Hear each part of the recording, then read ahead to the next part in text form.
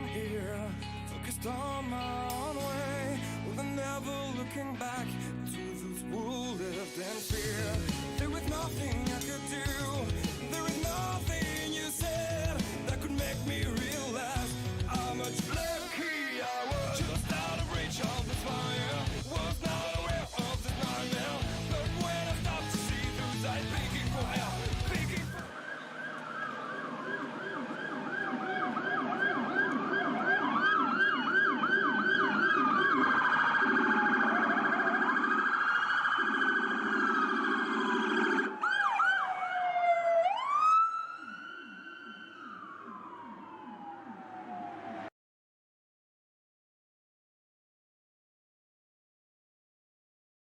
Oh, say, can you see by the dawn's early light what so proudly we hailed at the twilight's last gleaming, whose broad stripes and bright stars through the perilous fight o'er the ramparts we watched were so gallantly streaming, and the rockets' red glare, the bombs bursting in air, gave proof through the night that our flag was still there. Oh, say does that star-spangled banner yet wave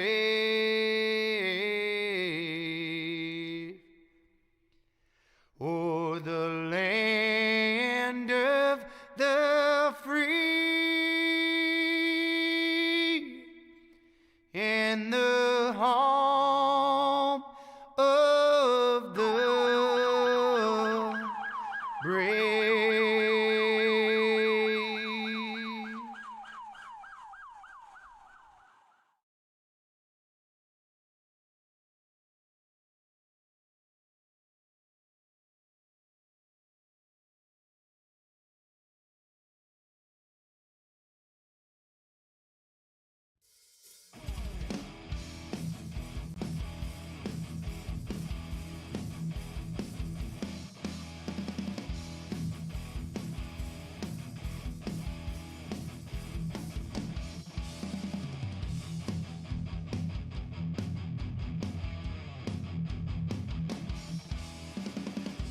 All right, welcome race fans. We're here tonight, Talladega Motor Speedway. That's right, big 2.66 miles of a monster of a track. And I always say we get some bad fast drivers about to do some bad fast things and an awful bad fast track here tonight. The Sim500 Ford Entertainment Group Xfinity Series, kicking it off round 2 of the round of 8 in the chase. Last week was some drivers not showing up. And let's see, one notable, Josh Parker, didn't show up last week. Who else was it? There was a couple other ones out there didn't show up. Daniel Falkenham. Yeah, Falkenham. So they're out there tonight. But the bad thing about a track like this, Talladega, is it's anybody's ball game here. I've seen, don't get me wrong, I mean, as Jimmy Coleman puts it on pole, I have seen guys win from pole, middle of the pack, back of the pack. I've seen them 2 laps down, starting on pit road and win the race. And it's just such a wild card place. You know, we always have that saying, it's not if, it's when the big one's going to happen. Yeah, that's how Talladega goes, Joe. I mean, you said it pretty spot on. You got 2.66 miles of pedal to the floor the entire time, 33-degree banking here. but anybody can come from anywhere. That's why we call this probably the biggest wild card race we got on the docket this year, because literally you could be anywhere, and in a second you're in the front, depending on what's happening in front of you. Some people really good at this track. Even if you're not that good at this track, you can still pull off some good stuff here. So that's why we call it such a big wild card. And in the heat of the playoffs too, just adds a little more to it, Joe. Drama, excitement. Yeah. We're gridding these guys up here tonight, Talladega, and we're going to see a lot of 2x2, side-by-side, door-to-door, wheel-to-wheel action. So hang on to your hats out there, folks, as, I don't know, a little sketchy. Now, some guys going to take the strategy of, I'm going to start in the back and hang out back there towards the end. I mean, it's not a bad strategy. If you know you're good at the race, at this racetrack, I should say, you know you're good, and you kind of just hold off in the back till probably about a little bit past halfway, maybe coming up to 3/4 of the way through. So it could work out for you, but it could also bite you in the butt a little bit, especially if you get a little too far back and you lose the draft, like you are a sitting duck at that point, Joe, and you don't want that to happen. I'm with you on that one. I mean, and we've seen that a couple times. Guys get back there and get a little bit too relaxed. Let's say it that way, like a better word. And they get back there, like you said, and just lose that draft. Next thing you know, you're in trouble. Yeah, that'd be bad news bears. And like you were talking about, guys not showing up last week, Jose jumps up to first in the points right now. So he does. He's hanging up there, point ahead of Daniel Falkenham right there. You got Ryan Howard, who's sitting there in third, Tommy Ryan in fourth, and Scott Simley in fifth to round out the top five. But, I mean, we got a lot of guys that have been, I guess, kind of spotty in their attendance at these races, so we'll see what we can get going with because we got a real good turnout here tonight, Joe. What, 23 guys out here tonight? So yeah, we got a good turnout. Definitely see some good hard racing here at the old Talladega. Yes. They'll take those long marches around here. We get set to go green flag here tonight. Big time action.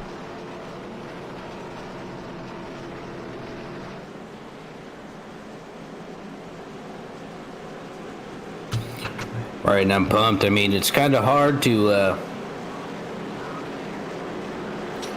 I think the first time I ever saw a vehicle go around this track, it was a semi-truck with a big American flag behind it. And I was just like, yo, is that thing going to fall over? I remember asking my dad. It didn't. Hope not. But pace car dips down. Looks like we're about to go green, Joe. Yeah, it is going to be a good one out here tonight. Pace cars in. We're going green flag racing, Talladega style. 2x2. Coleman out front. Going to lead this pack to the line. Slow march. We go. As the green flag comes to life here. We're racing Talladega. Right, and remember here, Joe, I mean, I know you know, and I know this start-finish line is way at the end of the front stretch, so you can't really determine exactly who's going to win coming off of turn 4 because you got that whole long march down the front stretch.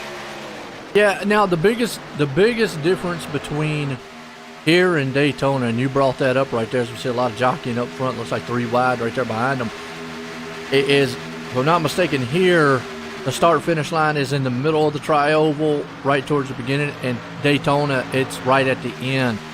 I could have them backwards, so to speak, but you're right. It's not when you come out of turn 4, you got a little bit to go to get to it. And look at this 3-wide freight train coming down the stretch. Right, and 3, you could easily get away with 3 wide here and have more than enough room to spare. You could get 4 or 5 wide.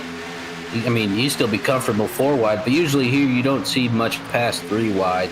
but nevertheless, you get different grooves rolling depending on how many people you get in your line. I'll say there's going to be a lot of shuffling up front. I feel like just what we saw there with Doy Woods, I think those guys are going to kind of try and mosey their way down to the front, to the inside line once they get to the front, as Josh Parker is already up here. Got Jeff Ryan up top there. It's 3 wide. It looks like the very top lane. Rumbling pretty good. Doy Woods leading the pack down the charge down low. Still about the middle of it is 3 wide racing Mike Kelly, Gerald Livingston. You got Joey Katina. He loves this Talladega place here. But guys like, you got Josh Parker there in 10th place. It looks like he's trying to hold his own with that very, very high line. Guys like Daniel Falkenham opting to stay in the very back right now. Right, and I mean, this is kind of what I was bringing up earlier with not losing the draft. These guys are just kind of hanging on. I guess like what you could say it is kind of like those little parasite eater fish that like sit on the bellies of whales or sharks or something. That's kind of what they're doing. They're just along for the rise.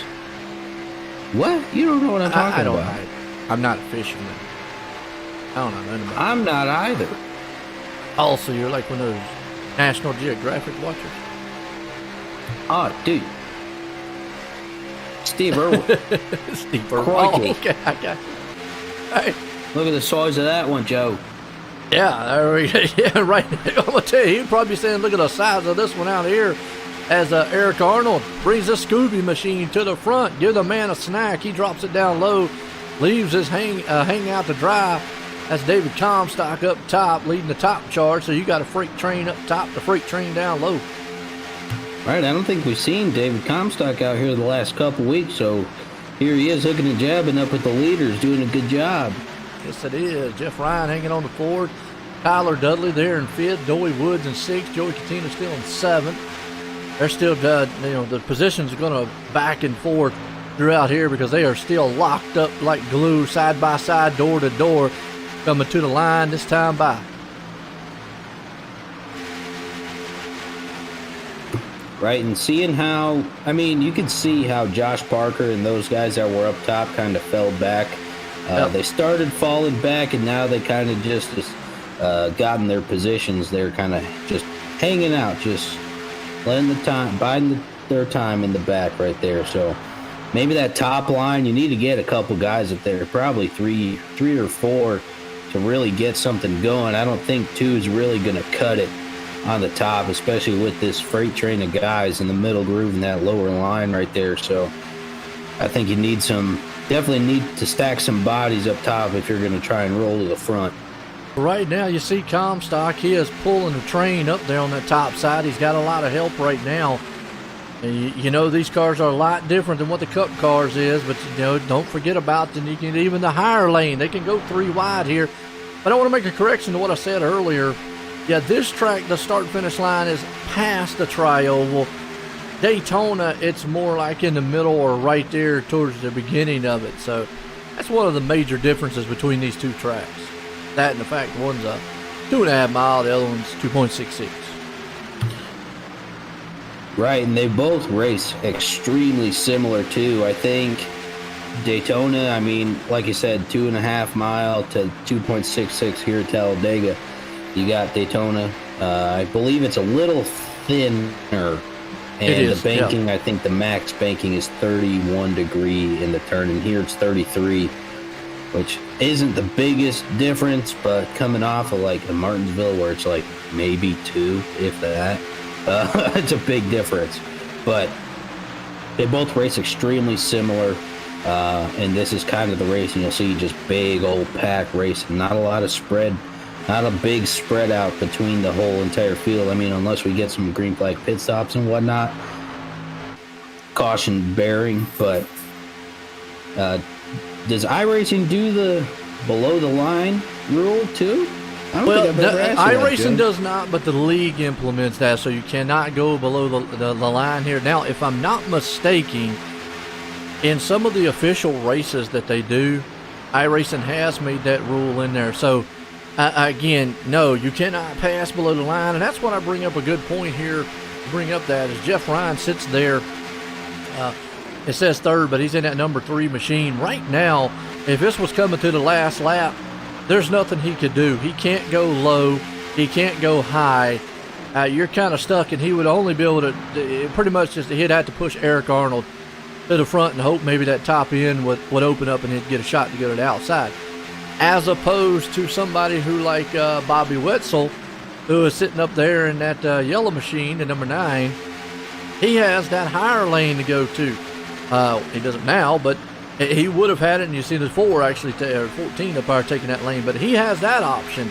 So that's the major difference there that you would see, like, coming to the line. Unless, like you see Ryan right there, if he was able to clear, let's say David Comstock would be the only hope he'd have to ever get around Eric Arnold if this was coming to the final laps.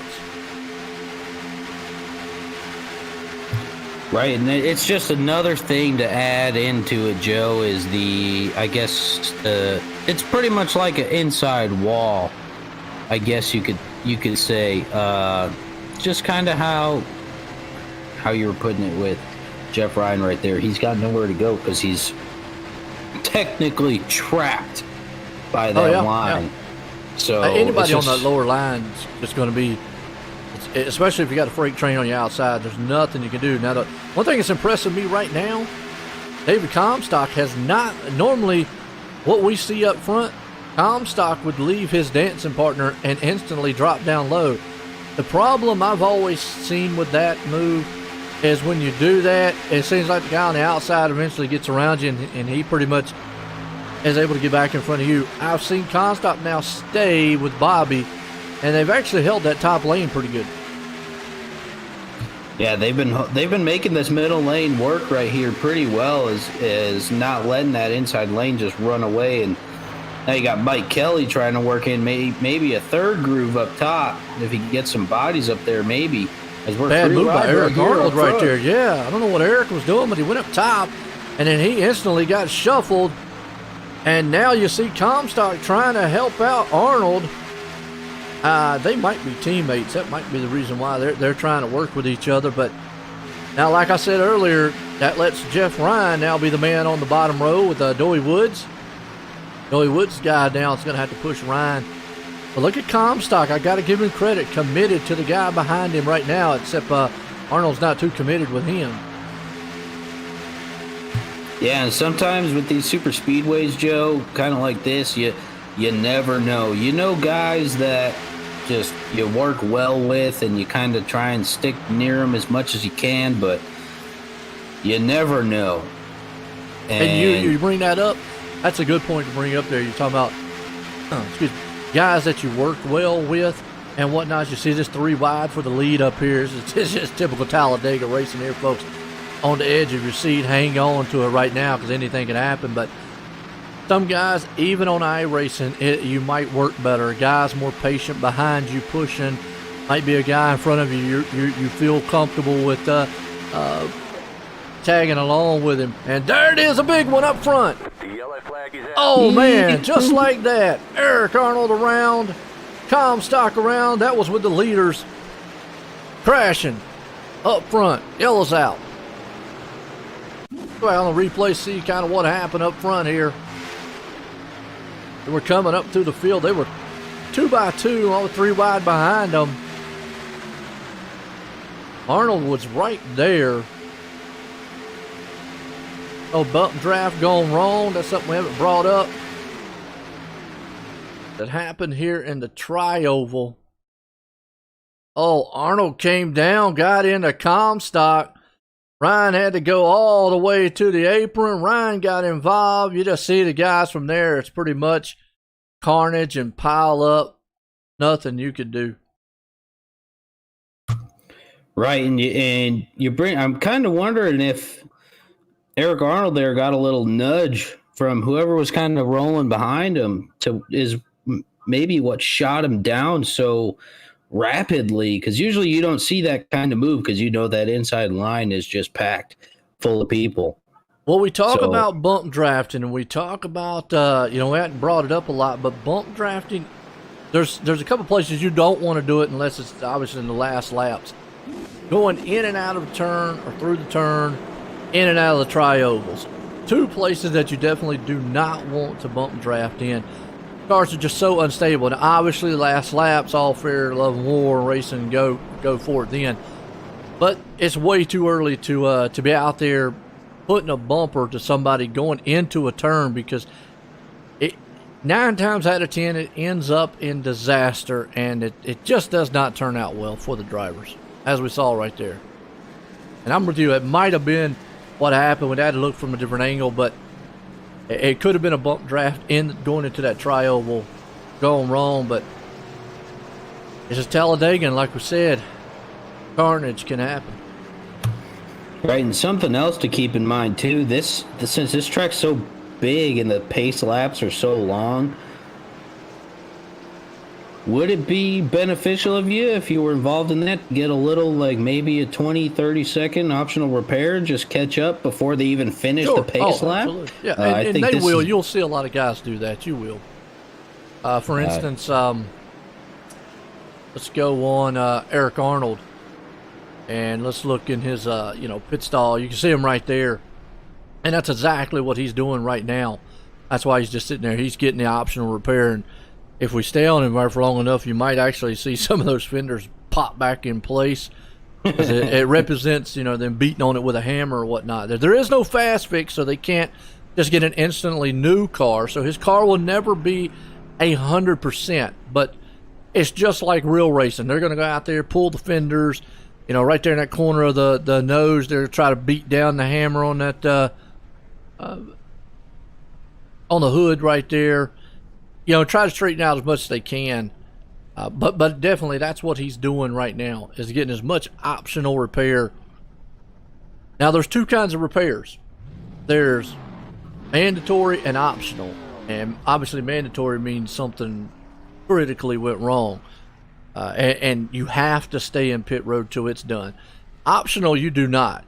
Like you said, you could sit here, wait till the pace car starts to come out turn 4, come off pace road, go back around again, come back down, get a few more, go another lap on a caution, wait till, 1 to go or whatever. They can do it that way. I mean, it's just like in real racing. Right, and I think these guys are doing what they can. As you see the field coming in over there at the top of the screen. And it looks like he might actually have some mandated style, because he did not move, so he might have more damage than we can actually physically see, maybe to the motor. That front end's kind of punched in just a little bit. Trying to see maybe David Comstock's still on pit road also. So they could have more damage to those cars than what we know about. It could be a radiator issue or damage to the motor or suspension, anything like that. And, that's why they're having to stay on pit road so long. Right, and sometimes that's just unavoidable. That's the word I'm looking for. Yeah, it's just unfortunate. It's Talladega, plate racing. That's just the nature of the beast, though, Joe. And a lot of guys, drivers, there's some who love this place.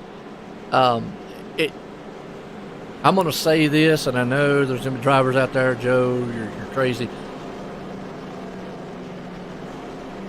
I don't want to say it as it's easy to drive this place, but it is easy to drive this place, because skill-wise is not as high as what some of the other tracks are. And when I say that, I mean it's pretty much one, avoiding a big wreck, having some luck there. And even real drivers say there's a lot of luck involved at this. But I've seen people win from so many different positions here. So it really doesn't matter if you're out front. You don't have a lot of throttle control you have to do. You might ride the brake, when you're drafting someone from behind. But other than that, it really, I think a lot of luck is involved with this place. And right there, a lot of guys were just unlucky and didn't avoid the big one. Right, and that's another thing that comes with racing so close in such a tight group like you typically do here. It's just, let me cross my fingers and Jesus, take the wheel or something when all that's And even going real on drivers in say front that of you. too, man. You know, it's on back green here, Ford Entertainment Group Xfinity Series tonight. The Sim500 Talladega. Already seen kind of a mini big one.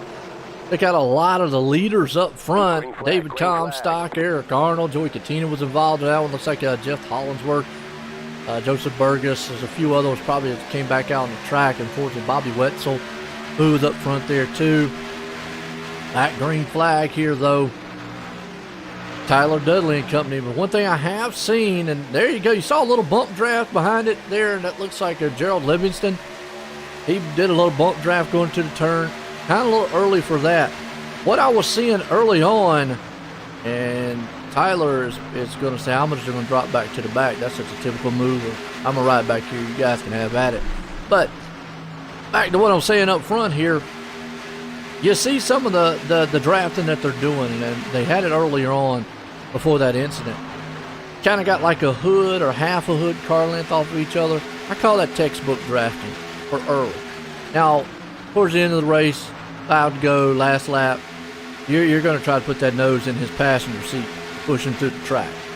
So, but right now it's kind of patience, early, and yeah, I just felt textbook drafting.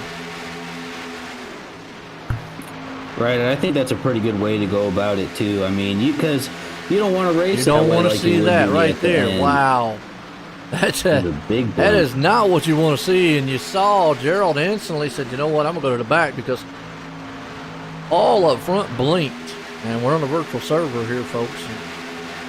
You're that close to a guy. He blinks. What can happen is he blinks out.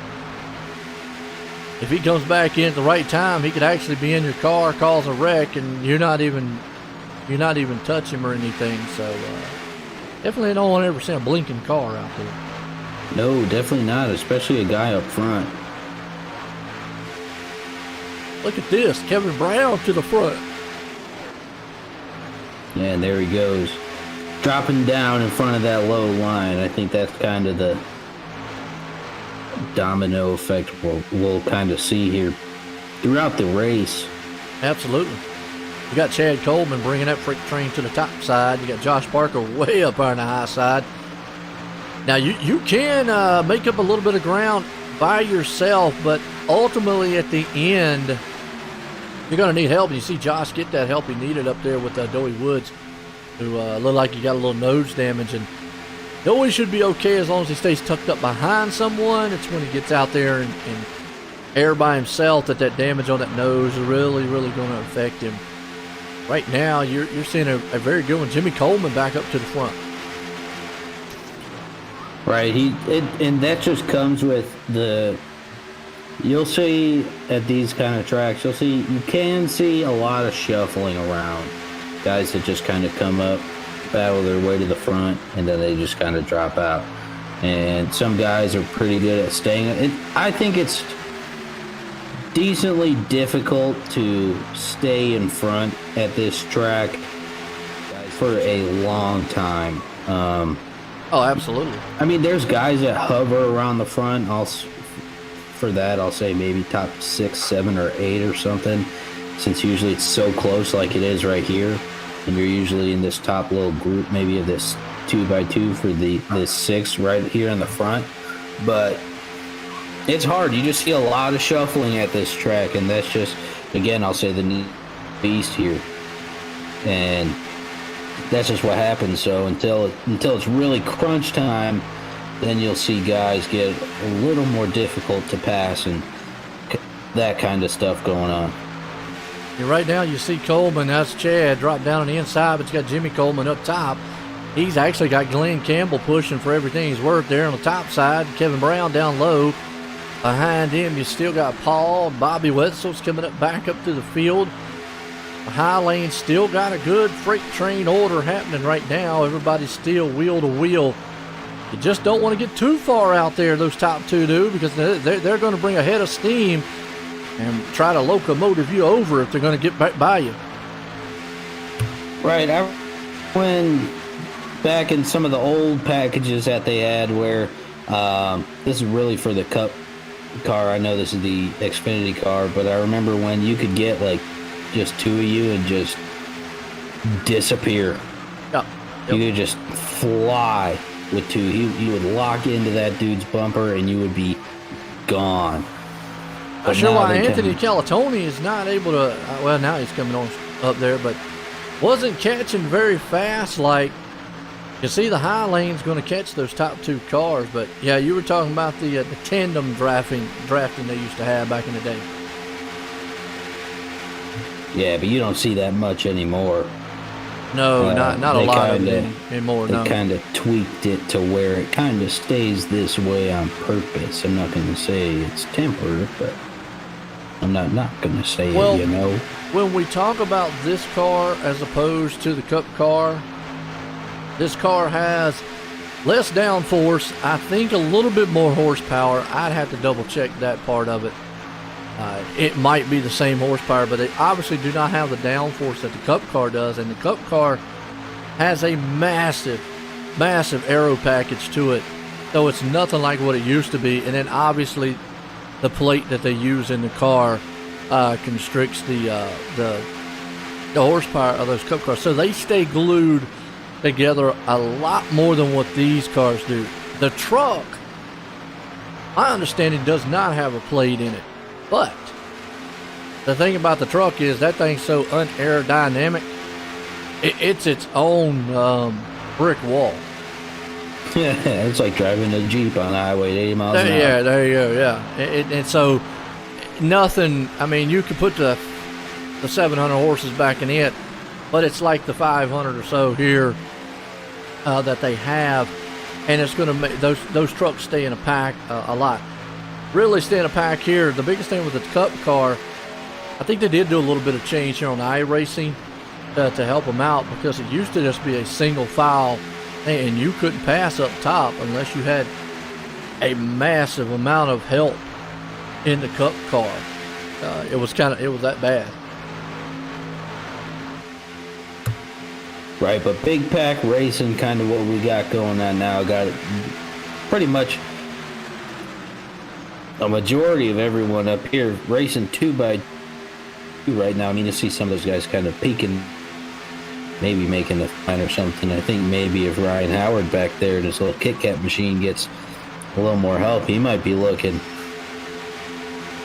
You see some cars up there shucking and jiving the top side there a little bit. You get Chad Coleman, Anthony Calatoni pushing him along the way. It's on the top side, Kevin Brown.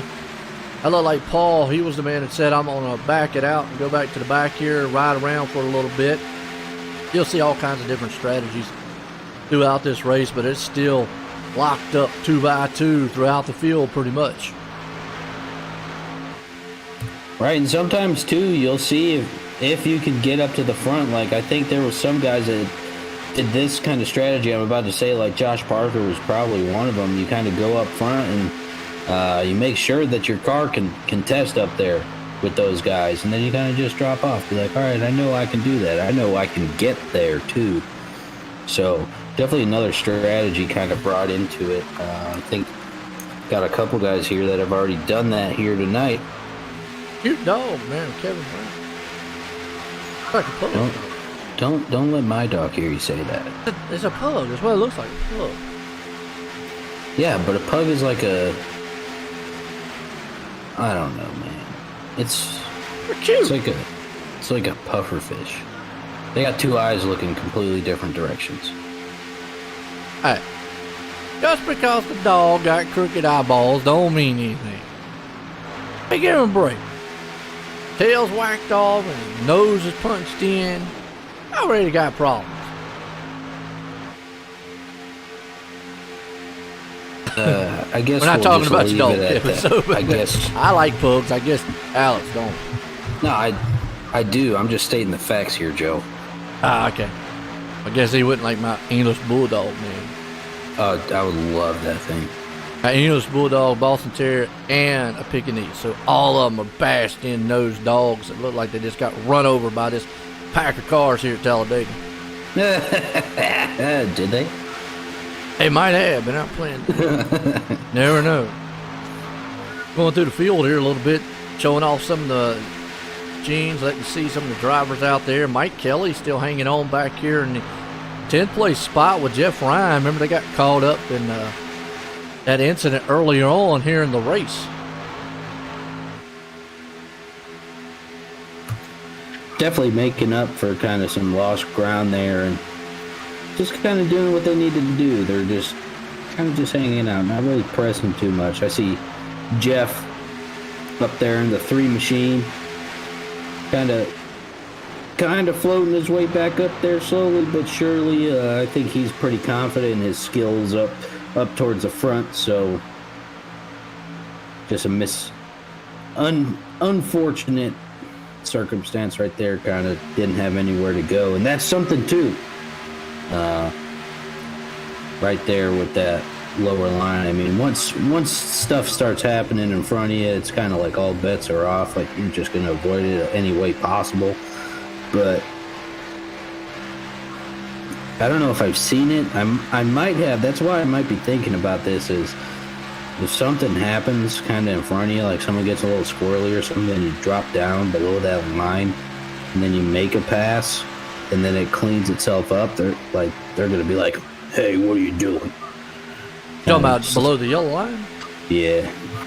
I'm not sure how the admins will go about it or anything like that. And again, I'm not sure if iRacing actually polices that themselves, but I think it's almost like, I'm going to go out on a limb, and I could be wrong on it, that it's like it is in real racing. Let's say Kevin Brown instantly went sideways, and the only move that Chad had was to go down low to avoid him, and ultimately Kevin wrecked or kept sliding, and Chad went on around him. I think Chad would be fine in that incident style. But now if Chad ducks down up underneath that line, just to try to pass Kevin, then no. So, but I think it's like in real racing. It's no, you can't do a Denny Hamlin and win the race by passing cars below the yellow line. Right, and that is an okay statement. We're not Denny Hamlin fans over here, Joe. So. I mean, I know you like Martin Truex. It's not the same just because they're teammates. So, okay. It doesn't work that way. Oh, that way? Okay. Well, now you see right up here on the top side, Jimmy Coleman. Now you see Bobby Wetzel. Here's going to be the problem with that top end. You see their front ends right now? They're punched in a little bit. That's going to kill that air. And unless the number 4 Glenn Campbell back there gets in front of these guys, and you already see it, that top lane's just going to keep dropping off because there's just no way that they're going to be able to keep up on the top side there along with all those guys. And that's what I was talking about earlier. You got damage on your nose. You might be fine behind someone, but as soon as you get out front, forget about it, like a brick. Right, even that little there just messes up the aerodynamics so bad to where you cannot be productive in the position you're in. So I think they kind of need someone to jump up. Maybe Mike Kelly will jump up there if he gets up in front of those guys. I don't know. Well, you take a chance, though, even if you're that person that jumps up there. I mean, the low line's got a lot of clean machines down there. No, you're not making up any ground, but you've got to think about it. You're like, but can I pull that car with me? Because even though they might be a little bit okay behind another car, you still don't know 100% whether or not they can maintain the speed and, hook on your back end and go to the field. I mean, you can see him up front there, Jimmy Coleman. He is holding his own pretty good right now. And he will. He can use the side draft. He can use things like that. But you can just see it's kind of like a barrier. He's not been able to bring it all the way to the front. On the flip side of it, though, he doesn't need to pass the leader. He just needs to get his nose out front of the leader. Right, and he's getting some good bump drafting here from Glenn Campbell back there. So probably what's helping him a lot too is Glenn Campbell's just doing awesome in the position that he's in. Smartest move right there for Jimmy Coleman would have been to slow down just a little bit, get behind Kevin Brown, but he opted to try to go around him. And I've said that a lot. I think Brown was going to try that top lane. Some guys just like it better. And Coleman, obviously had the head of steam, but should have just been dragging the brake a little bit and pushed on Brown, but yet opted to try to go around him. And sometimes it's just not the best way to go. You've got to assess the situation here. Right now, he just got shuffled way back there. He did, yeah. And now you got a guy up top. You got Glenn Campbell. You got Ryan Howard right behind him. So we'll see. That bottom line has made up some ground because of that. Glenn's got a little damage there too. That's why he's not been able to push up quite on the back of Kevin Brown yet. See, that's why Kevin drops down in there. Yeah. Now they're going to go high again.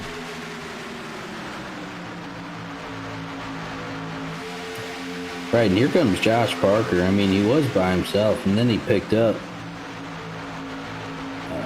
What Kevin's hoping is maybe like Mike Kelly or somebody jumps up on the top side with him and helps him out.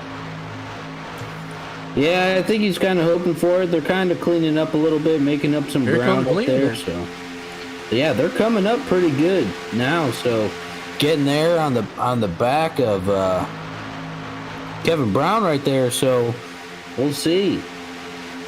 Because it looks like they're charging up pretty good now. Yeah, they finally got up there. Glenn did, so he's close enough now. He can give him some draft and help. They might be able to push him to the front, and we'll see. Does Brown stay up to the top lane, or does he jump back down to the low side, which he was on the low side to begin with. Not sure why he would not stay up there, but see Glenn Campbell, boy, he is locked up on the back end of that bumper. Right, he is doing a great job in the position. Given what the machine that he has, just that little bit of damage up there can really hinder him. So he's doing a good job of making do with what he has and just being a good drafting partner. I think that plays into a great deal into how effective this second line is being right now, is because he's drafting. In my eyes, he's doing awesome in that position. So he's doing a good job. Getting a little bit of clean air right here is kind of what he's seeing. Him kind of jutting out a little bit, and now he'll just come right here and just latch on and just shove him. A little bump draft. You can see that was a good angle there to show you the side drafting also that those guys were doing. I mean, that showed you what Kevin Brown was doing. He was getting that little bit of side draft. And that was one thing I will say Earnhardt back in the day was very good at, was getting the side draft. And iRacing has that down pretty good here at the plate tracks. Now you're talking my language, Joe. Well, when he wasn't over running people over. Yeah, that was more Bristol kind of stuff. Oh, okay. This one he was just kind of move around, and where did he come from? Oh, he was just way back there a couple laps ago. Now he's up front. How'd he do it? And you know, we even see that on iRacing. You know, a guy could be, I always say sometimes being the leader on the closing laps, not always the ideal place to be. Sometimes maybe third, fourth, and fifth on back might be the place you want to be, because you can get those runs flying through the field. Next thing you know, you're up there up front. Right, because something you got to think of, Joe. I mean, if I were in second, third, fourth, or something like that down the line, and I got this guy in front of me, and it's coming to crunch time. Granted, we've been riding together most of the race, but Joe, I'm going to do whatever I can to win this. And if that leaves someone high and dry, that leaves someone high and dry. And that's just the mentality of it. So I think being up front, just like you said, is not necessarily the best place to be there towards the end of this, because I think that's what's really going to happen. And there you go. Kevin Brown drops right down. He does. I think he saw, and some guys just are very more comfortable running up front. We see that a multitude of times. Guy brings them to the party, and then just leaves them, bringing them to the front, and just kind of just leave them out to dry. And just that top lane's going to struggle a lot because the damage that Glenn has on that nose. Right now, maybe he gets Ryan Howard to kind of bump up to him a little bit. That could help, because I mean, I've seen Ryan kind of hanging out. He's been having a good amount of space in between him and Glenn Campbell right there. So I wonder if answer the call and become that drafting partner that Glenn Campbell needs right there, because right now he needs, because they're just getting shuffled. And then Ryan Howard, where he's sitting at right now, it might be a case he's just riding. You know, he might just be cruise control. Don't need to make any evasive moves or anything like that. Now you see a couple cars. Joey Wood jumps up to the high side. Look at his nose right fast, and he's got a lot of damage too. So any of those guys that jump up to the high lane with the damage, no, but you're starting to see Daniel Falkenham coming to the picture. Remember, he was way back in the back. He's up to 9th place right now, but as long as those guys got damage on that top side, it's going to be very hard for them to bring them to the front. I say impossible, but it's going to be hard. It's going to be a little more difficult for him, Joe, and I just think that's just going to be the story of the night. It seems like a lot of guys that are jumping up to that higher line are guys already got a little bit of damage, and they ain't got much else to lose because they know they probably don't have a winning car here tonight with that damage. But here we go again, this upper lane that, like, it just drafts. They've been doing really good up there, and they're making up a little bit here, a little bit there, a little bit here.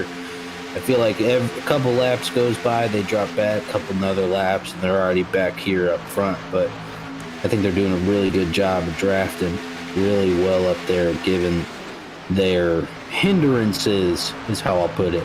And the worst thing I think that Kevin Brown would want to see, maybe not the worst, but one thing he probably would not want to see is if Joey Woods gets out front enough and drops down in front of him, because then you're going to see that inside lane slow up, or it's going to even out the inside lane with the top lane with some of the other guys that are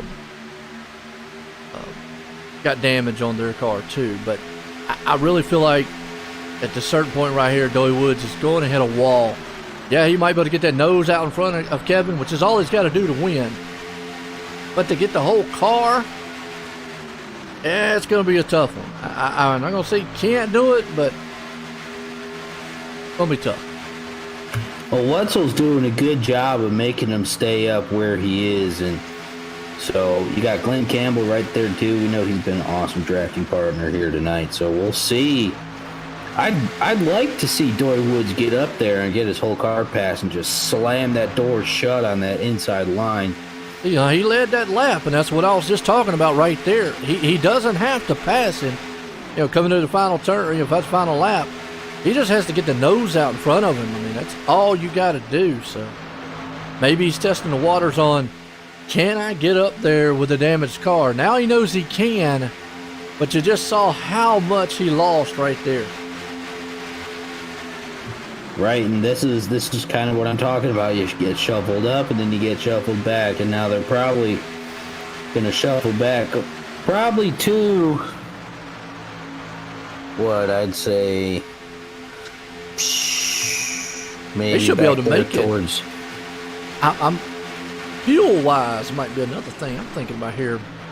But 100% fuel at Talladega is only about 37 laps, maybe 35. Oh yeah, there's definitely gonna be another pit stop here tonight. Yeah, but tire-wise, you can go a whole entire race here without tires on iRacing again. So tires really not an issue, but you might as well, if you're gonna have to put fuel in, you might as well take at least 2, and that's what a lot of guys opt for on the plate tracks. But for the most part, you don't have to take tires to see, man. Chad Coleman pushing old Kevin Brown up to the front. And now you got two newer guys up there on that top lane. Jimmy Coleman's going to try it. He's got, looks like Josh Parker pushing him right behind. But, yeah, we still got a pit stop to go. Absolutely. And, you know, back there you got Jimmy Coleman with Josh Parker. I mean, these guys just came and just conquered the whole field pretty much in just under 2 laps or something like that. Like, way from the back, just the two of them in tandem. So now they need a little more they need a little help here, because if it's just going to be the two of them, I don't know if they're going to be able to do it. They need some more. And here comes Look on Parker, and I think right here with Parker's car being as clean as it is, he probably is wishing he was right in front of Jimmy Coleman, because I think they could pull them to the front. I think he realized, and that's why he's been, diving to that very, very, very top lane up there. Is I think he understands that Coleman that his car's hurt, and out in that clean air is doing nothing but just being a whale out there, trying to tread through water.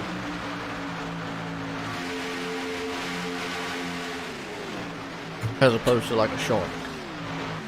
as a shark who to what, Joe? No, a shark, man. It'll faster in water than a whale will. A shark Because a whale, it's big, got a flat front end, water aerodynamically won't go around it. Shark nose is kind of like pointed and. Yeah, but a whale can eat a shark.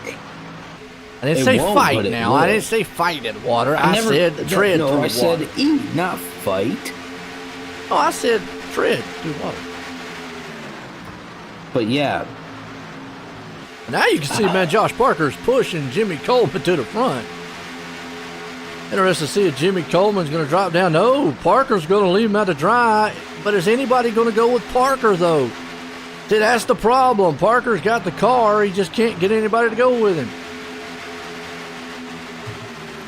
Yeah, does he try and take it by himself? It's going to be a very hard feat to do. I mean, he's got no choice but to drop back down because Glenn Campbell and them just did not go. Perfect time to get it done, and they just did not come to the top side. Right now, you got Ryan Howard on the bottom. I don't think I've seen him at the bottom this entire race. So maybe now he's just kind of falling in line. Yeah, his ass top lane just drop all the way back. Kevin Brown, Chad Coleman still out front leading this one. They're liking what they see up there on the top side. Right, they are. I mean, Kevin Brown eating this up front. He's got Chad right there. Anthony Calatoni just kind of hanging out right there in third place. Definitely just biding his time there. You got Scott Simley, or Scott Smiley, however you want to say it, Joe, hanging out in fourth place. Doy Woods right there, fifth place. So he just kind of dropped down in front of Mike Kelly over there. We'll see if this outside line can kind of get rolling a little bit, because those guys came up with the full head of steam. And I think they can do it again. They just take them a little bit of time. Parker's obviously faster, right there, Jimmy. And I think if it was vice versa, the thing that Jimmy probably would worry about is once Parker got out to the front, he would drop down and leave him out. I think Jimmy would probably let Parker go up there if he knew that he would stay with him. But I think Parker wants to get out in front of Kevin Brown. They are pushing very hard. Yeah, they are. Chad Coleman kind of doing what he needed to do right there on that backstretch. Nobody will go with him. Nobody goes with Parker, and and it's just, I don't know why nobody. My car's damaged, and I could stick with Parker. I'm going with him because here's the thing: I'd rather finish second or third than way back in the back of the pack. Especially if you got a fast guy like Parker. But at some point, you've got to assess the situation that you're in. Right, and I really don't think that was a move to go to the back. I really don't. No, just nobody didn't go with him.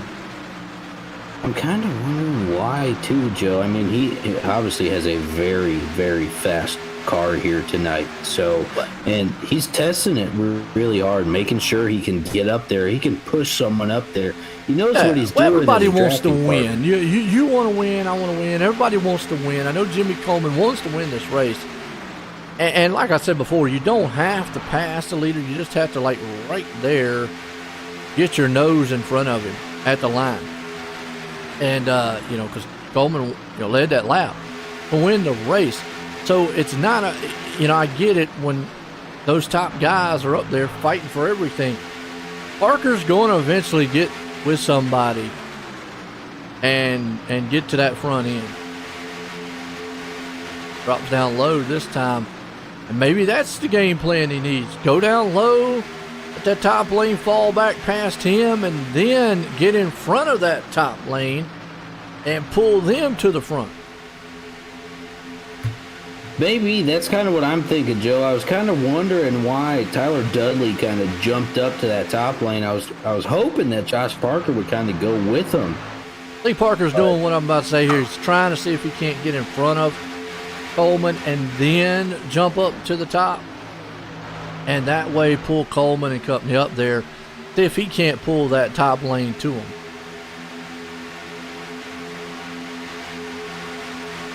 Right, and Kevin Brown up front doing a good job of holding him down. But I kind of think that's a route that they're trying to go as this bottom lane's getting a little more split up. And Parker Coleman messed up a little down. bit right there. I think Parker needed to close that gap because this is a situation I don't think he wanted to be in, because now he still has to get around Coleman. I think he would have been better off being tucked up right behind Simley, who's having a good race right there in fourth place. Right, he is. He's just kind of hanging out there, biding his time, not being all over the back bumper. Anthony Calatoni not really making any unnecessary risks, and that's what I'll attribute that to, the good head on everyone's shoulders here. This group of guys been racing together for a long time, so they usually know how everybody races and whatnot. So they do a good job of this kind of heads-up racing that we've been seeing here tonight. So Kevin Brown doing a good job holding it on lock. Chad Coleman keeping him busy, though. Keeping him honest up there. Anthony Calatoni and Scott Simley right there in third. Yeah, you got a old choo-choo train going on from front to back.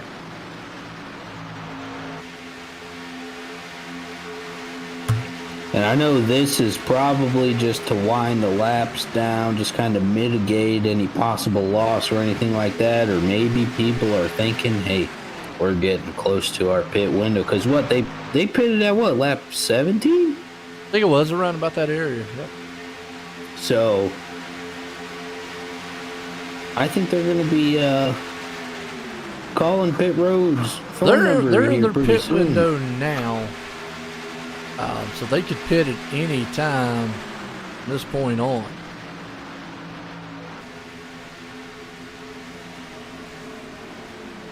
And here Here you come, boy, the whole group of them. Uh-oh. We got those three that stayed out. Who was that? That was Joey, Dory Woods, Daniel, Ryan and Howard. Ryan. Shit, that changes things up a little bit, Joe. The rest of the field on pit road. And here's the thing, all three of them guys are still locked up nose to tail. So that's, it'll be that's interesting the best how thing they can do. Yeah, right. It'd be way worse if they were spread out. But the fact that they're so close makes it a lot better for this group of guys. I think they're probably going to come in this time. Yeah, they need to come in as a group. I mean, if any one of those guys try to stay out and not pit, it's definitely going to be a nail in the coffin, I think. So kind of got all three of these guys need to come in. They can maybe take it one more lap around here. They're going to get a pretty good lead. One thing about this track, though, is pit stops are not as long as a full nowhere near a full lap, so you're not going to go a lap down. But what you will do is, I always like the two numbers here. You've got total pit time, and then you've got the time that it takes it on your pit stop. And right now you see Glenn Campbell opted for 2 tires, what we was talking about before. A lot of guys took 4 tires for some reason, 13, 12-second pit stops, 4 tires. But he had a 9.5 second Glenn Campbell, so you know he just put fuel in and maybe 2 tires along the way. Kevin Brown, 1370 pit stop. Scott Simley, you see right there, they're still all locked up. But total pit time, 37 seconds, 39, 40 seconds, still is nowhere near the 51, 52 second mark that it takes to get around this track. Right, so we'll see. Maybe they stayed out an extra lap to give him a little extra time to get up to speed. That's the only reason, kind of why I'm thinking they might have stayed out that extra lap. But So I we'll don't see how understand it Daniel works out. Falkenham's plan here. Why he stayed out.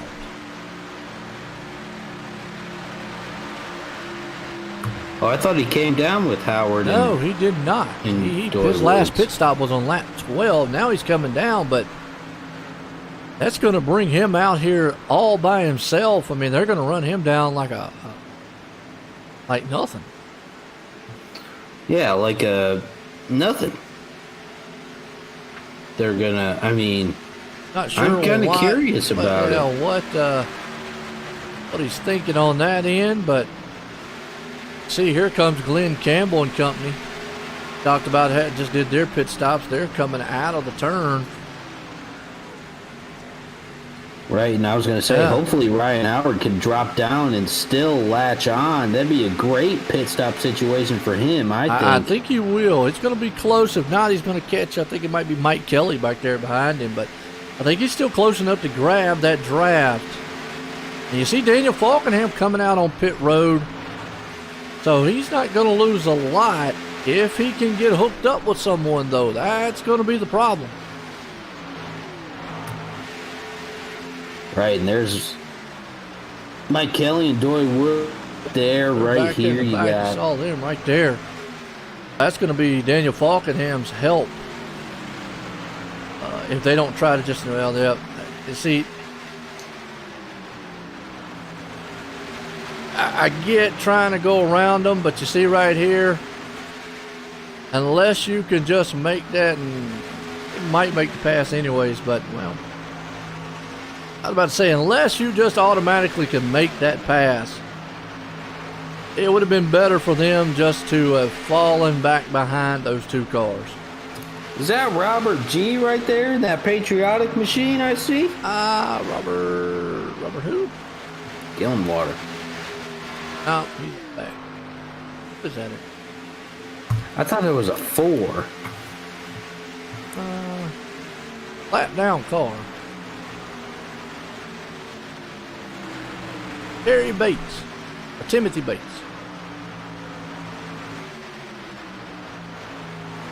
See, right here, Mike Kelly would have been beneficial for him to have just drug the brake a little bit. And that's what I've talked about before.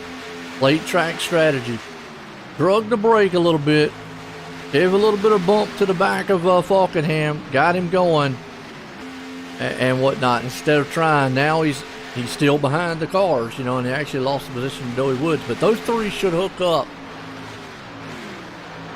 Hopefully, maybe run down this pack of machines up here. And you talk about Ryan Howard, he was able to latch on the back of the bumper of Chad Coleman, so he's in good spot. Yeah, he's in a very good spot. I'm kind of curious as to where Josh Parker ended up. Back in 16th. Because he is way on back. Has no help. That's why he's falling off the pace. I'm kind of curious as to why he fell back so hard when he pitted with the main field. Actually, he pitted on lap 54. Everybody pitted on lap 53. So he stayed out? Stayed out, just like Falkenham. And Falkenham actually got the better end of that because he was able to latch on to somebody. But Unfortunately, Josh Parker, risk versus reward sometimes. No, I could have swore he came down that first time, though, Joe. Did he maybe miss his pit box and have to go through again? Could have. That could be another thing. But it's saying he pitted on lap 54. I'm with you. He could have been missed that pit box. Yikes. And now he is suffering for it. Yeah. And no one wants to be by themselves at this track because you're just going to get blown by. Here's the bad thing about that. Josh Parker, by missing last week, dropped all the way to 12th in points. Mm-hmm. Last place. We only got, one more race after tonight for the round of 12 to go to the round of 8. So he'll have one more race. And remember I said last week, this is not a track where you want to have to try to make up a lot of ground because it's such an unknown. Now, Daniel Falkenham had such a huge lead. He only fell back to second. Josh didn't have that benefit last week and has lost. He lost 10 spots. So it's like, wow. But even if Daniel does have a bad race tonight, still not going to hurt him as bad. But Josh Parker's in danger of not making the round of 8. And I'll say this, if he comes out of here with a bad race, I don't think he can make up those 4 positions. Right, I was going to say, you usually don't gamble it all on this track unless you're Daniel Nanny from back in the Great Lakes days when he finished sideways into the playoffs at this track. Yeah, that was a win you're in scenario, though. Here, there is no win and you're in scenario. It's all based on points. So it doesn't matter if Josh Parker comes out next week and wins. If those other 3 or so drivers have good finishes, well, guess what? It's a one and done, because right now he is 21 points behind the next guy in front of him, Jeff Ryan. That's huge. Jeff Ryan is actually in front of him right now in 13th. Josh Parker's the first one lap down too, by the way. So he is in danger of losing a lot. Right, he is. And something to bring up too, Jose's not here tonight. I mean, I know he's first in the points right now. I feel it's pretty safe to I think he's safe race. As far as going to the round of 8. Him and Falkenham. I would even say if Falkenham was to have a bad race here tonight, he still would be okay because he had such a huge lead. I'm with you on that one, and I think Jose definitely has a safe one. Now, it's kind of uncharacteristic about Jose to miss Talladega. But, yeah, I thought he was a fan of this track, so that's kind of why I was wondering about it. Is I think he might have won this race earlier in the season, so that's kind of. Let's see if this pack here is gaining any. They are 3.3 seconds behind the leader, or behind the pack with Ryan Howard and Kevin Brown up there. But that pack in the front was running 50.97 and 50.90s to 51.40s. So for some reason, Daniel Falkenham pack back here, even with all the cars, they're about a half second off.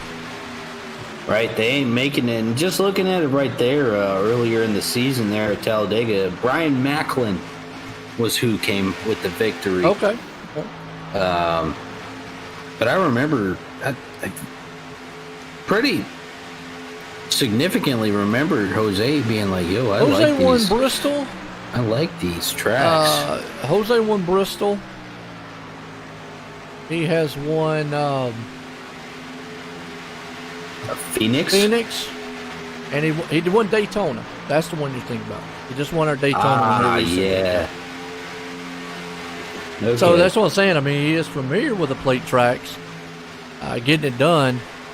It's just, and then obviously Joey Woods winning last week. So we got Charlotte next week. Is a good track. Charlotte's a good track, and then we go to the round of 8, which actually has 3 very good tracks that If you want to make up some ground points-wise, this is where you really would, because we've got Texas Auto Club and Homestead. That's 3.5 miles, Joe. Yeah, 3 tracks that really, if you're just a good racer, fast all around, those should be good tracks for you. And then we go to Atlanta, obviously, for the Final Four. But got to make it to that round of 8. And right now, I'm going to say he won't, but Josh Parker is definitely in trouble of not making the round of 8. And Ryan Howard, too, sitting here in 5th. I mean, granted, he's only 1 spot ahead of Daniel Falkenham right there for the battle. But well, Ryan Howard actually is in 3rd in the points. Right, so I think he's definitely going to leapfrog Jose, and if the race finishes in the positions that they're in, he'll pass Jose and gain points on Daniel Falkenham too. So it's a good points night here Jimmy for Coleman him. last week was the one that really jumped. He jumped 6 spots, 6 play. Him and Scott Simley, and them two are actually having pretty good races this time, because Jimmy's sitting in 7th, Scott's sitting in 4th, so they are definitely looking good in points right now. Right, I think we're going to see a lot of shakeup here in the points after tonight, Joe, and that's just, it's Talladega for you, man. That's why it's such a wild card race, and why you don't really bank on it as you were getting into. You don't really bank on it to be your be-all, end-all for getting some points, because you never know what's going to happen here. I mean, now they got this group 2x2. Yeah, they're making up just a little bit of ground. It's not much, but they're making up just a little bit. We'll have to see if they've got enough. I don't think they got enough time, 13 laps, to make up that 3.2 second gap there. They might. You never know what's going to happen here. But Falkenham, where he's at, coming in this week, he had such a huge lead. Coming into the round of 12. So missing last week really didn't hurt him that bad. And tonight, as long as he finishes in the top 10, he should be okay. Then obviously going to Charlotte, he's going to probably go in that place trying to win. Yeah, I could see that. I mean, I think this group right here, what they really need to do is probably just single file it out to catch up. But they can see the group in front of them. They're not too far ahead, but I think this group really just needs to single file it out and just chug that train over. But I don't think that's what's going to happen. So, unfortunately, I don't think these guys are going to catch that group of 5. So, we'll see what happens up front. But I don't see these guys going. I mean, we see a lot of shuffling in this group here and there, but I don't think they got the speed to catch them. I mean, they've cracked the 3-second mark, but I mean, I don't know, man. It'll be close, I think. It'll be an exciting finish if they do catch them, too. So we'll see, because they're getting a little closer every lap. So we'll see if they can button it up, because they're 2.5 seconds now. They were, 2 laps ago, just over 3.5 seconds. So we'll see. Mike Kelly hanging on to 8th right there, along with Doey Woods. So it's a good pack of cars battling out pretty good right now.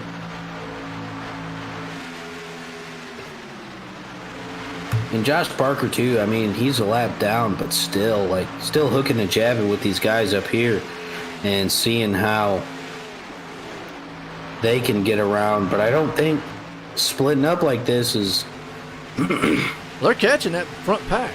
Like, they're coming into the picture when we pan out right there, coming out of the turn. So I mean, they're down to 1.2 seconds. Yeah, they're down to 1.2 seconds.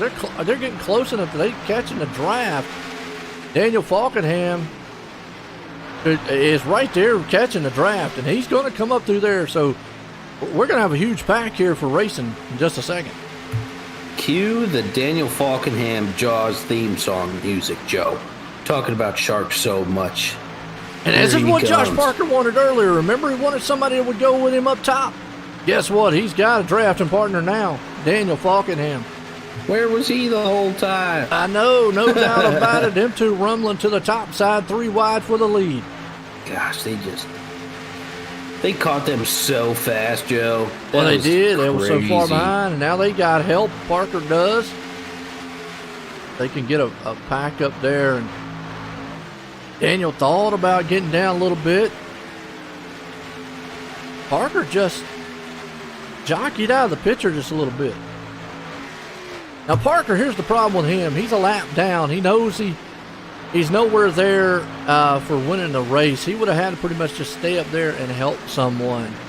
And I think he helped Falkenham get there to the front. Now it's a matter of who's going to win this thing. I am currently going to insert my foot into my mouth, Joe. Kevin Brown's been up front, but I'll say it again. I don't think being the leader is the best place to be. And I'm right there with you. I don't think that might be one of the worst of the places you can be at right now, because I just don't think that's it. And Chad Coleman is still rubbing the paint off of that back bumper up there, Kevin Brown, and now you got Ryan Howard and Scott Simley leading this top pack. You got Mike Kelly, Daniel Falkenham right there too. So You got some good guys that are looking for a good finish here tonight. So I think I think some stuff's about to happen here, Joe. And now's when you're going to start seeing some of that draft close in. Still maybe a tad bit early for it, but you'll start seeing his laps wind down here as there'll be 7 to go when he crossed the line. You got Kevin Brown out front. Like you just said, Chad Coleman, he's got nowhere to go. A little gap there in the middle, but there's going to be nobody to go with him, so he's kind of stuck there. Can't go below the yellow line, can't go to the top side. So basically, I just got to push Kevin Brown, hope that the top end opens up for me. And maybe coming out of 4, I can dive up on the top side and get around him. But other than that, I'm going to just, I got to tuck in on his back bumper and push it to the front. Right, and I think this middle lane, or second lane, you want to call it right now, I just call it the middle lane because they're in the middle of the 3 notional lanes here. That higher line that these guys are running, they're giving them some space down low.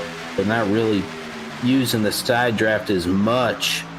I mean, you could borderline a little bit right here, but they're not utilizing it as much as I think they will, especially when these laps really wind down to maybe 2 or 3 to go. You will really see that middle or higher groove, whatever you want to call it, kind of snug down a little bit more, rattle some of these guys on the lower line. Right now, Chad Coleman, he is staying tucked up back behind there of Kevin Brown. Up top, though, you've got Scott Simley with Ryan Howard behind him with Mike Kelly. So you've got a slew of machines up top, slew of them down low. Here comes a high lane. Right, and I think it's going to happen pretty good, Joe. They're going to start shuffling back a little bit, and then they're just going to shoot right back up, just like you're seeing right here. Kind of coming up through the tri-oval right here. Off that tri-oval, kaboom, to the finish line. So Kevin Brown just snuck by that lap, and Scott right there, though, with Ryan Howard on his back bumper. But I think Chad Coleman's in a pretty good spot right there in third. I think Ryan Howard and Scott Simley are in a great spot right now. But you can't count out, like, if we're talking tandems, you can't count out, like, Mike Kelly, Daniel Falkenham. Because that's the place to make the move from, kind of like we've been talking about a good chunk of this, is that bottom line. You're kind of, if you're there, you're kind of stuck there. So that's a smart move by Scott Simley right there. Normally, when he got that far out, normally see cars drop down. He stayed up top there with Ryan Howard. I think that is a smart move to do. Stay up there with Ryan Howard. Have Ryan push you, and hopefully he pushes you enough to get around Kevin Brown instead of taking your chances of giving up that outside lane and then they freight training around you. Right, I think that's a pretty heads-up move, like you were saying. He's giving himself more options. And I think that's a really heads-up play right there, as you see these guys bump drafting really good here down the backstretch here. So, this top lane is holding itself pretty well. So, we'll see. Laps are winding down. We're coming 3 to go when we hit the stripe. Yes, it is. You got right now Kevin Brown out front, Simley up top. That's the top 2 guys. Chad Coleman right now is pushing for everything he's worth to push Kevin Brown to the front. You got Ryan Howard along with him. The top 4 guys, but you've got a slew of them up top and a lot of them down low here. Talladega Motor Speedway, 2x2 action for the Sim500 Ford Entertainment Group here tonight. Right, and you see some shuffling around here. Sometimes you'll see if you're stuck in a draft behind someone, you're going to get a little hot. That's just picking up, I'll say, clean air. I mean, iRacing's pretty good about the technicality about stuff, so I think I would imagine they still do the same thing here. When, that was almost really exciting. I was like, no way he just ditched him and went for the middle. But well, he's bumping him though. He's pushing him. Right there, get a good look at Kevin Brown's twitch. Joe says it every week. Your discretion advised if you want to go watch them on their Twitch while the race is happening. We are not responsible for the I'll say the language used on there, but definitely check them out. Get a great perspective from a driver's perspective for the entirety of a race. I've gone through and watched a couple of them.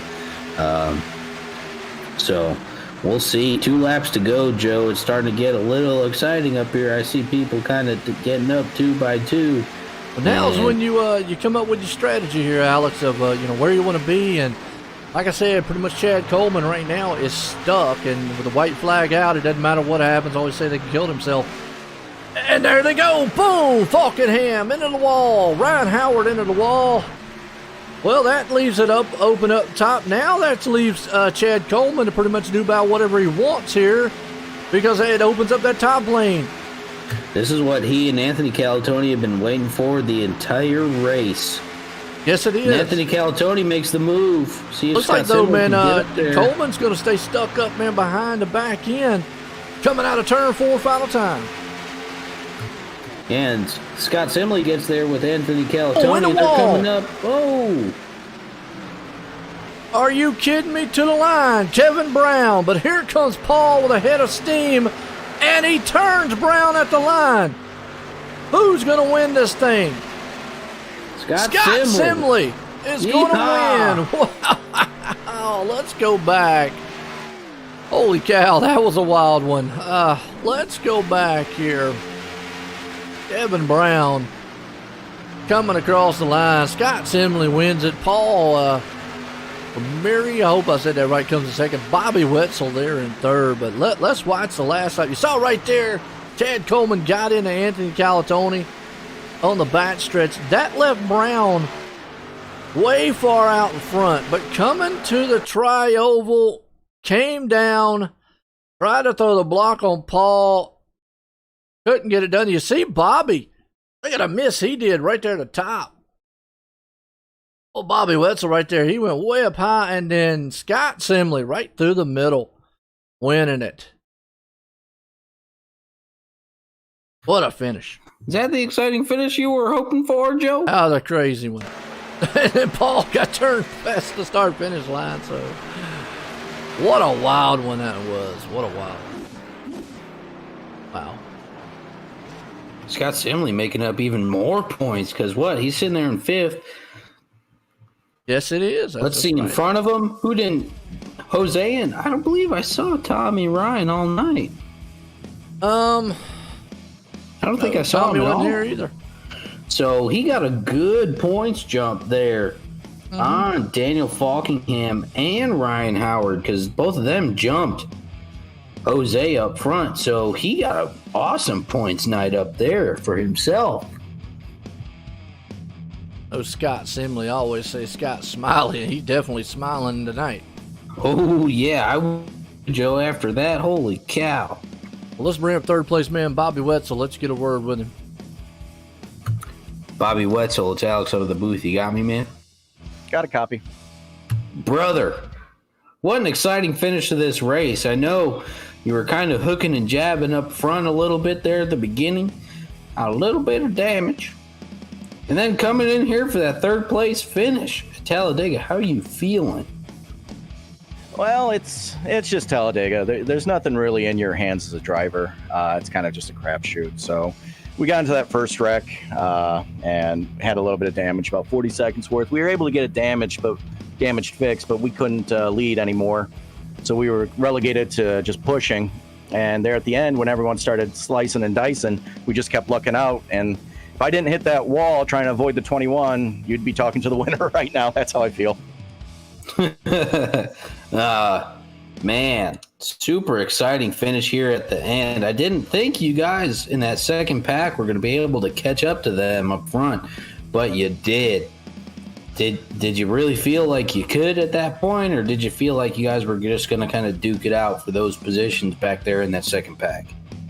Well, we were single filed back there, and me and a couple of the guys were thinking if we could get double file there, we could start pushing. And finally, Josh Parker said something, and we were like, okay, we're going to line up, double file, see if it runs any better. And we ran them down about a second in about 3 to 5 laps. I can't remember exactly how. And from that point on, I knew, okay, we're set. We're going to catch them.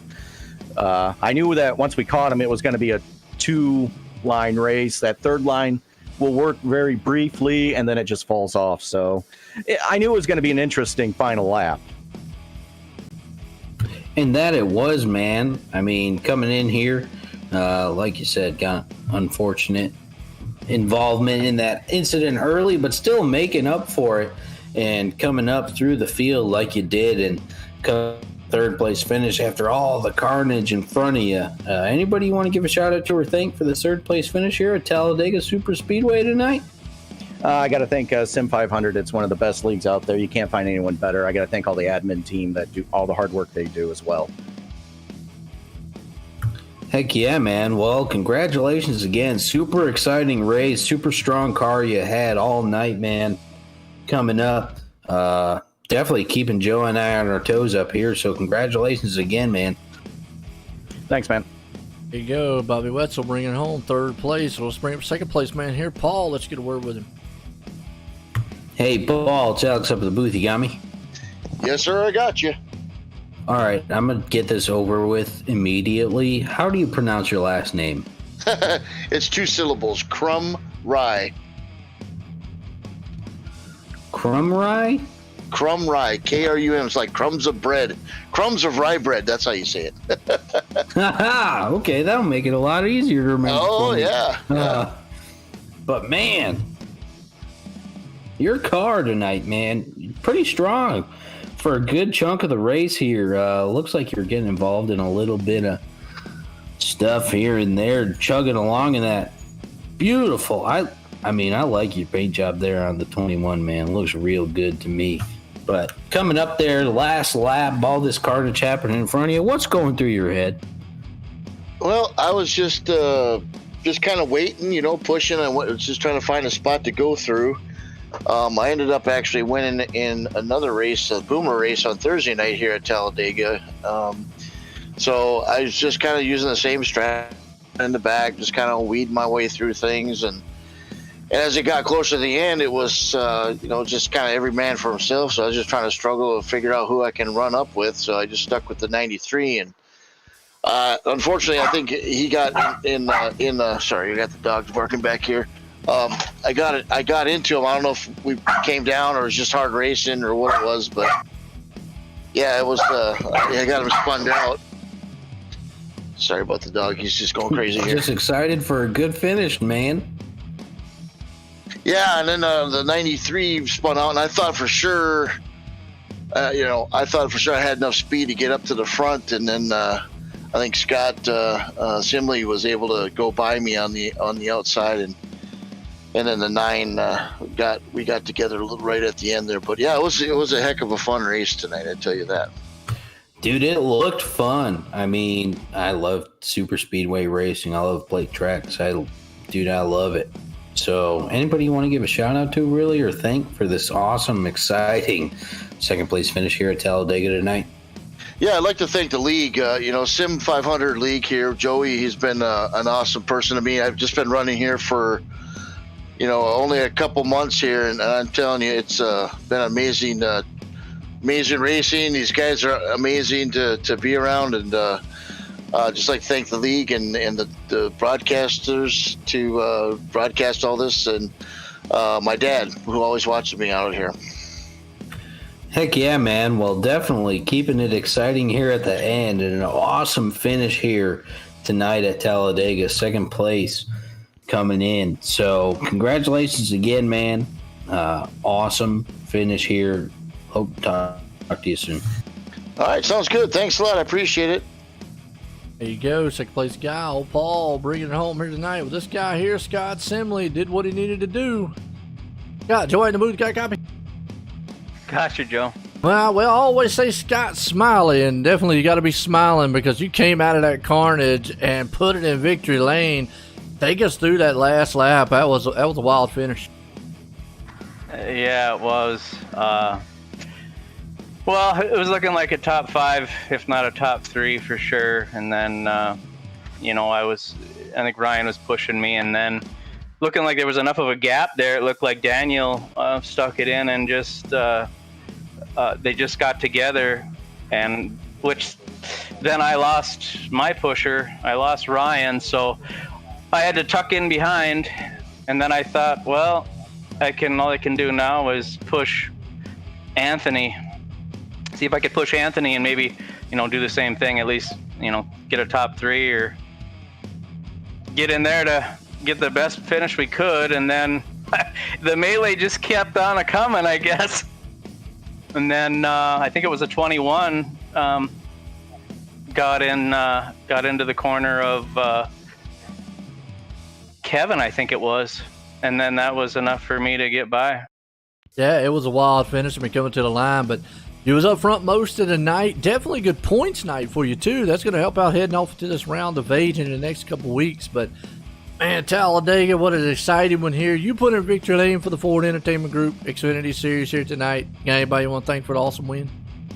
Yeah, I got to thank the Ford Entertainment Group for sponsoring this series. And again, all the admins that I always say. I couldn't do it without them and you guys broadcasting and getting it out there for people to see. But yeah, that was a crazy one. It was a lot of fun. I'm glad we got the win. So yeah, it's gonna help here moving on to the next round. So we'll keep on plugging away and see if we can get some more wins. Yeah, absolutely. There you go. Winner tonight, Scott Simley, putting it in victory lane. It's doing a good one. Well, I tell you what, Alex, what a wild one and what a wild finish here at Talladega was here tonight. Man, Joe, it definitely was super exciting, keeping us on our toes. I mean, plate track racing, man. Can't get any better than that. Awesome finish here at the end. I'm pretty sure Scott's over there grinning ear to ear. So congratulations to him for winning here tonight on some awesome action happening here at Talladega. Definitely shaking up the points too. So, I mean, we'll see once the points are updated, man. So I'm excited coming in next week after tonight. Absolutely. Well, for myself and everybody here at the Sim500, the Ford Entertainment Group Xfinity Series, everyone have a good night.